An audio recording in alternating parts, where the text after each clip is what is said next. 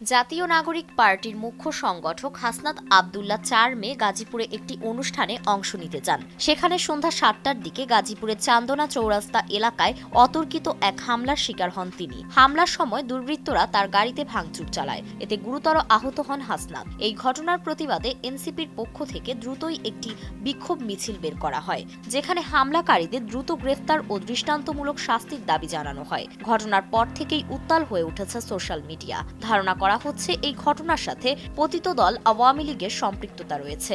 এই নিয়ে অসংখ্য মানুষ ক্ষোভ প্রকাশ করে হাসনাতের পাশে দাঁড়ানোর আহ্বান জানাচ্ছেন। সাধারণ ফ্যানের দিন শেষ, আকিস ফ্যানে বাংলাদেশ। অনলাইন অ্যাক্টিভিস্ট পিনাকি ভট্টাচার্য তার ফেসবুক পোস্টে লিখেছেন, হাসনাত আব্দুল্লাহ জুলাই বিপ্লবের আত্মাকে ধারণ করে। তার উপরে হামলা জুলাই বিপ্লবের স্পিরিটের উপরে হামলা। হাসনাত আব্দুল্লাহকে রক্ষা করা আপনারা আমার সবার দায়িত্ব। আমি দেশে থাকলে ওকে বুক দিয়ে আগলিয়ে রাখতাম। যারা দেশে আছেন তারা হাসনাতকে বুক দিয়ে আগলিয়ে রাখুন। ইনকিলাব জিন্দাবাদ। আরেক অনলাইন অ্যাক্টিভিস্ট সাইদ আব্দুল্লাহ এই ঘটনার তীব্র সমালোচনা করে লিখেছেন, হাসনাতের গাড়িতে হামলার ঘটনা আমাদের সবাইকে গভীরভাবে ভাবিয়ে তোলে। এই ধরনের সন্ত্রাসী কার্যক্রমের বিরুদ্ধে প্রশাসনের উচিত অবিলম্বে চিরুনি অভিযান চালানো আর এর সাথে জড়িত প্রত্যেককে শনাক্ত করে আইনের আওতায় আনা। তবে উল্লেখযোগ্য বিষয় হলো, এ ধরনের হামলার আগে সোশ্যাল মিডিয়ায় সরাসরি হুমকি দেওয়া হয় বা টার্গেট জানিয়ে পোস্ট করা হয়। মানবেন্দ্র ঘোষের বাড়িতে হামলার ক্ষেত্রেও একই রকম হুমকি এবং ঠিকানা প্রকাশ ঘটনা ঘটেছিল, যার পরই হামলা হয়। অন্তর্বর্তী সরকারের দিকে প্রশ্ন ছুড়ে দিয়ে সাইদ লিখেন, তবে প্রশ্ন হচ্ছে এসব হুমকি দাতাদের বিরুদ্ধে কি কোনো প্রতিরোধমূলক ব্যবস্থা নিচ্ছে এই অন্তর্বর্তী সরকার? প্রবাসে অবস্থানরত যারা এসব নির্দেশ দেয় তাদের বিষয়ে সংশ্লিষ্ট দেশের বাংলাদেশি দূতাবাসগুলো কি কোনো ভূমিকা নিচ্ছে? দেশে বসে যারা সশরীরে বা ভার্চুয়ালি এসব হামলা প্রমোট করছে তাদের ধরার জন্য কি গোয়েন্দা সংস্থাগুলো সক্রিয়?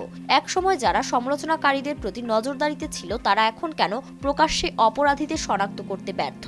এই ঘটনাগুলো স্পষ্ট করে দেয় যে অন্তর্বর্তী সরকার নিরাপত্তা নিশ্চিত করতে যেমন ব্যর্থ, তেমনি তা নিশ্চিত করার যথাযথ তাগিদও অনুভব করছে না। তাই এই সরকারের দায়িত্বহীন ভূমিকায় সমালোচনা ধারা অব্যাহত রাখা জরুরি। তাছাড়া হাসনাতের পক্ষ নিয়ে আল জাজিরার অনুসন্ধানী সাংবাদিক জুলকারনাইন সায়ের ফেসবুকে লিখেছেন, হাসনাতকে আমি ছোট ভাইয়ের মতো স্নেহ করি। এই ছেলেটা অত্যন্ত সরল প্রকৃতির। যারা হাসনাতের উপর আক্রমণের চেষ্টা করেছেন তারা অমার্জনীয় অপরাধ করেছেন।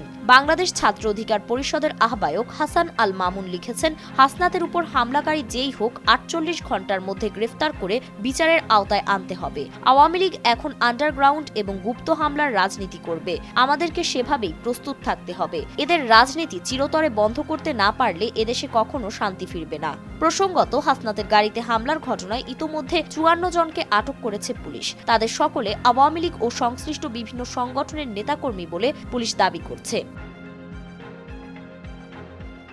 ফারিন রহমান প্রীতি, নয়া দিগন্ত।